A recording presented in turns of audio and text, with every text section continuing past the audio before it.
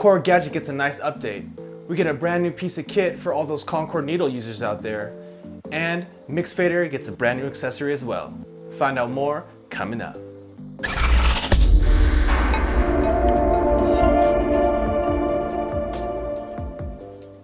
Thank you for watching PDot TV, where you'll find tips, tricks, and tutorials for DJs and music performers. Now let's get into the video.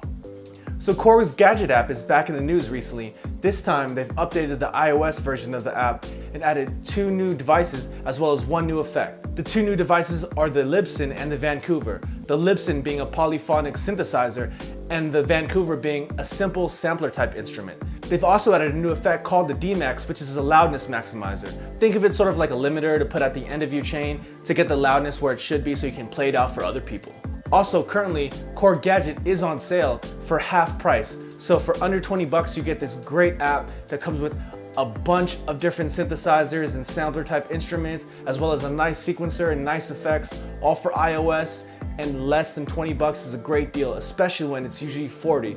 So if you have an iOS device and you haven't gotten Korg Gadget yet, now's the time to grab that.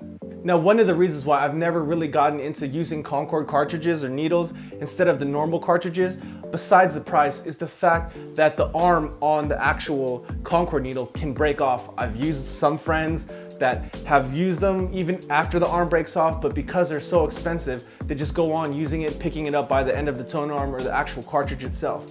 But now those days are over. This new PlayAgain device attaches to the end of the Concord needle and replaces the arm. So if that thing breaks off, you can just slide on this PlayAgain and get a brand new arm for pretty cheap and get that full capability and full usage out of your expensive Concord needles. Mixfader popped up into the portable scene quite a few years ago and has since then been the only wireless crossfader still to this day. But now they've added the ProLink, which actually makes an actual physical regular audio connection that uses wires instead of the Bluetooth capability that the Mixfader had. Now you might ask yourself, why would you want to go with a wireless crossfader and then get an add-on that adds, wired capabilities when the first reason you bought it in the first place was because it was wireless?